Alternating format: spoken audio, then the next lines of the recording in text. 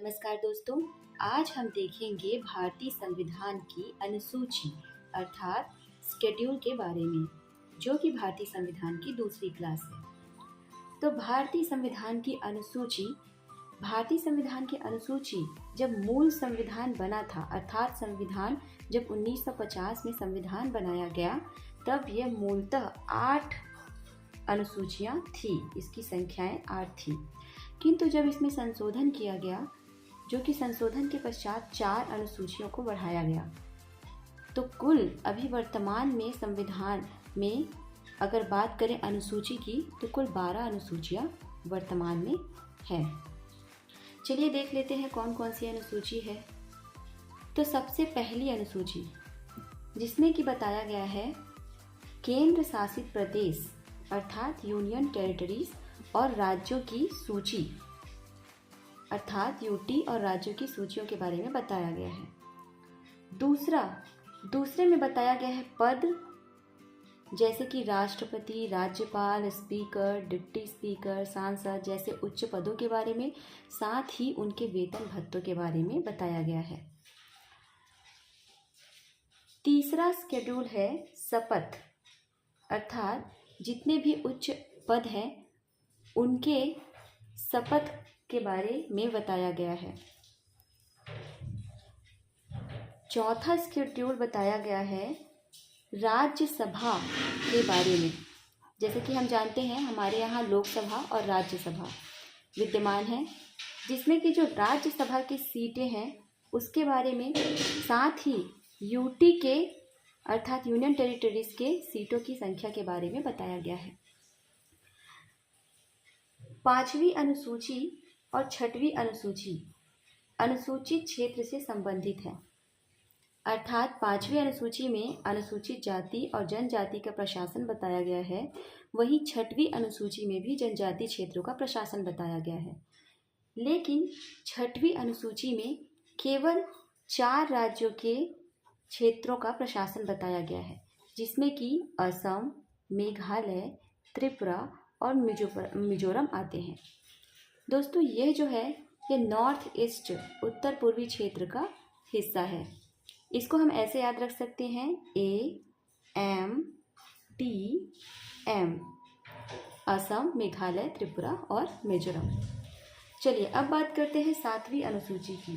तो 7वीं अनुसूची में हम सूची का विभाजन देखते हैं, अर्थात जितने भी सूचियां हैं, जितने भी विषय हैं राज्य को चलाने के लिए, देश को चलाने के लिए, तो उसको एक सूची में बांटा गया है, जैसे कि संघ सूची, राज्य सूची और समवर्ती सूची।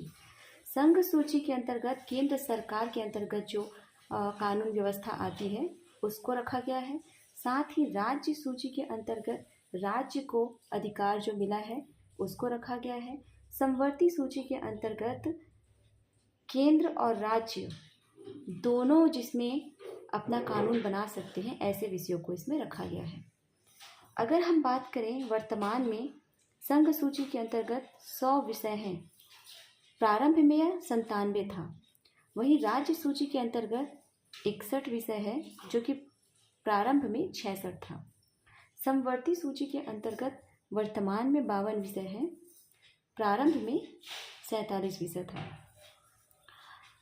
अब बात करते हैं अनुसूची 8 की। तो अनुसूची 8 जो है भारतीय संविधान में मान्यता प्राप्त भाषाओं के बारे में बताया गया है।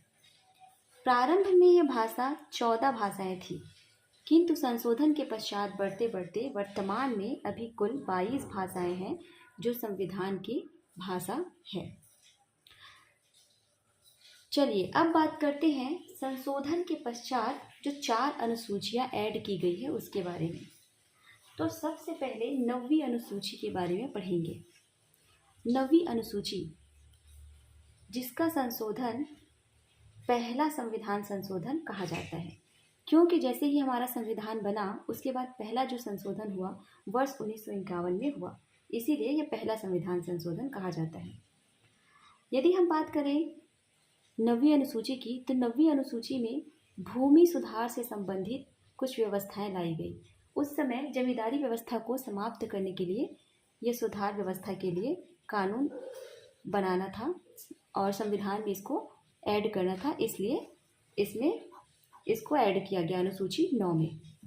इसके पश्चात आता है अनुसूची 10।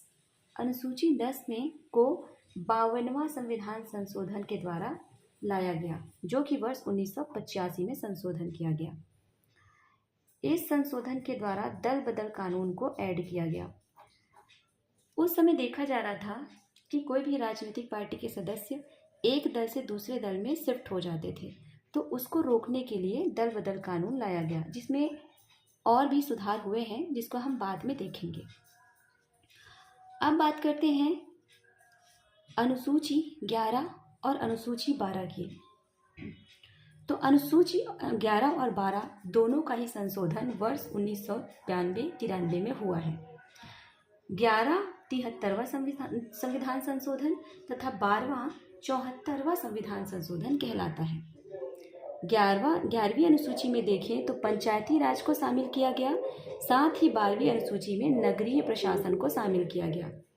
पंचायती राज के अंतर्गत देखें तो वर्तमान में 19 कार्यक्षेत्र शामिल है, साथ ही नगरीय प्रशासन के अंतर्गत कुल 18 कार्यक्षेत्र को शामिल किया गया है। Thank you.